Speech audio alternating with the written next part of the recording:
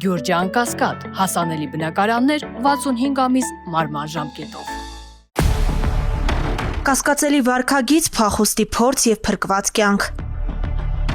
Ոստիկանության գվարդիայի ծառայողները ապրիլի 1-ին Հրազդանի կիրճում շրջիկ ծառայություն իրականացնելիս բացահայտեցին ապօրինի թմրաշրջանառության հերթական դեպքը։ Ոստիկանության գվարդիայի ծառայողները Հրազդանի կիրճի տարածքում նկատել են մի քաղաքացու, որը ոստիկաններին տեսնելիս դրսևորել է տարօրինակ վարքագիծ։ Այնուհետև ոստիկանները փորձել են հետապնդել, ինչի արդյունքում քաղաքացին դիմել է փախուստի։ Վազելիս երիտասարդը նետել է սառը նմանվող առարկա։ Փախուստը, սակայն, երկար չի տևել։ Բարդ տեղանքում իրավիճակը կտրուկ փոխվել է։ Փորձելով անցնել կիրճում գտնվող ջրատարը, նա ընկել է ջուրը։ Դուրս գալու անհաջող փորձից հետո երիտասարդն օգնություն է խնդրել ոստիկաններից, եւ գվարդիայի ծառայողները նրան դուրս են բերել ջրից։ Պարզվել է, որ 20-ամյա երիտասարդը թմրամիջոցով փաթեթներ է տեղադրել։ Վարձատրական աշխատանքների արդյունքում քաղաքացին